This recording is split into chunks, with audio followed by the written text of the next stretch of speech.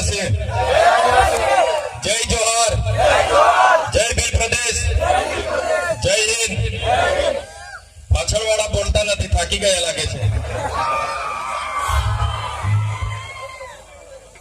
આજની આંબા ગામની આ પાવન ધરતી પર ઉપસ્થિત મંચસ્થ મારા સાથી વિદ્યાર્થી નેતા એવા યુવરાજસિંહ જાડેજા બાપુ, અમે પણ આનંદ અનુભવીએ છીએ. પણ જ્યારથી હું આવ્યો છું ત્યારથી બધા જ લોકો ચૈતરભાઈ સાહેબ, ચૈતરભાઈ સાહેબ, ચૈતરભાઈ સાહેબ મારા જ વખાણ કર્યા કરે છે, મને સાહેબ બનાવ્યા કરે છે.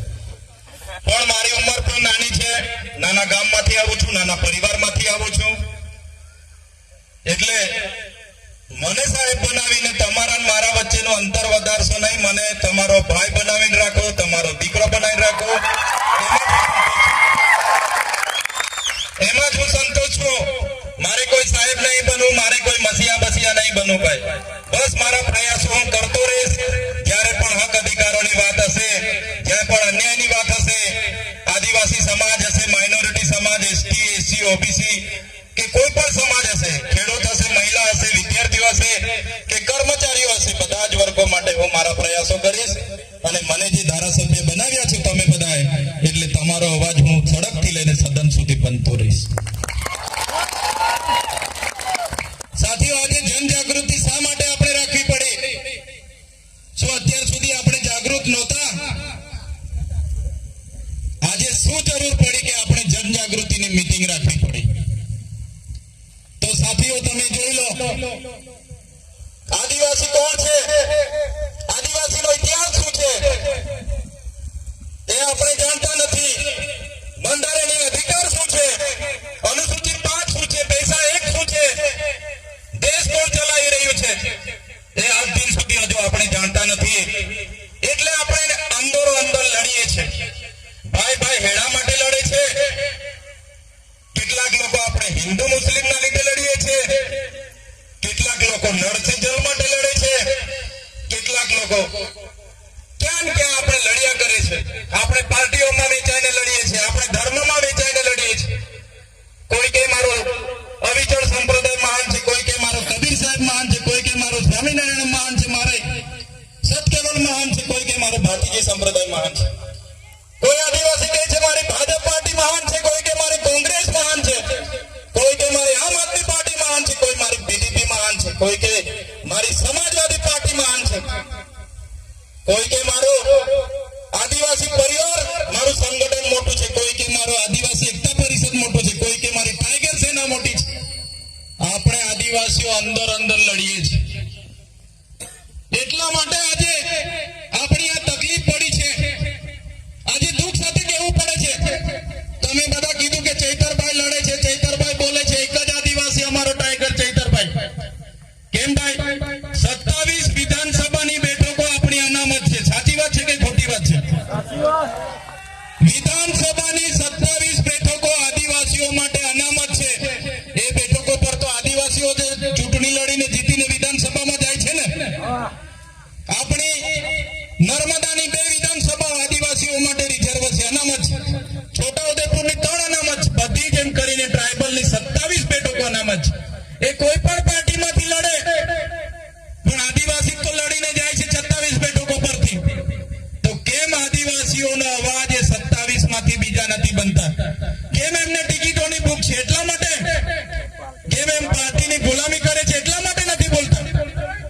એટલા માટે જ આજે આપણે ભેગા થયા છે ને આપણે જનજાગૃતિની જરૂર છે.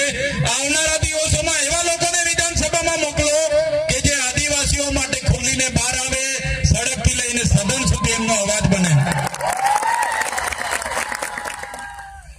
આજે દુનિયાની સૌથી મોટી પ્રતિમા 182 મીટર આપણે સરદાર પટેલ સાહેબની બનાવી છે.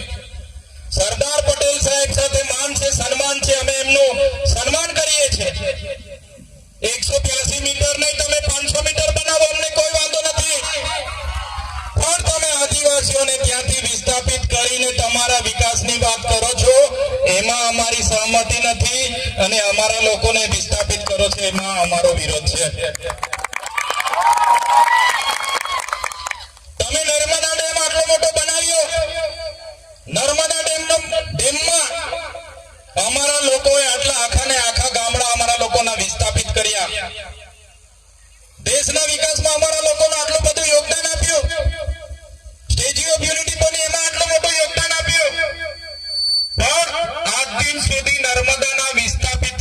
પ્રશ્નોનું નિરાકરણ નથી આવ્યું એટલા માટે અમારો વાંધો છે. આજે નર્મદા ડેમમાં એટલા લોકોના જમીનો ગઈ, નહેરમાં જમીનો ગઈ. અમે નહેરનું પાણી જોઈ શકીએ છીએ. નહેરનું પાણી કચ્છ સુધી લઈ જતા છો. તમે કાશ્મીર સુધી લઈ જાવ, અમને વાંધો નથી. તમે કાશ્મીર સુધી લઈ જાવ, અમને વાંધો નથી. પણ જે લોકોએ નર્મદા ડેમમાં જમીનો આપ્યા છે એ આજે પણ પાણીથી તરસે છે. એમને કેમ પાણી નથી આપવામાં આવતું? એના માટે આજે આ જનસંમતિ છે, એના માટે આપણે ભેગા થવું પડશે. નર્મદા ડેમમાં અમારા લોકોનું યોગદાન છે. જો અમારા લોકોને નર્મદાનું પાણી આવનારા દિવસોમાં નહીં મળશે તો આ જાહેર મંચ પરથી કહેવા માંગીએ છીએ, જો અમારા લોકોને નર્મદા ડેમનું સિંચાઈનું પાણી નહીં આપવામાં આવશે, આવનારા દિવસોમાં નર્મદા કેનાલ પણ અમે બંધ કરાવી દઈશું. દુનિયાની સૌથી મોટી પ્રતિમા અહીંયા તમે મૂકી દીધી છે. અમે સન્માન કરીએ છીએ. પર્યટકો આવે, પ્રવાસીઓ આવે, બે પૈસા વાપરે, પણ અમારા લોકોને કેમ રોજગારી આપવામાં નથી આવતી? અમારા રિક્ષાવાળાઓને કેમ રિક્ષા ફેરવવા દેવામાં નથી આવતી? અમારા મા બહેનીઓ ત્યાં નાની લારી ગલ્લા મૂકે છે, એમને કેમ તમે ઉઠાવી દો છો?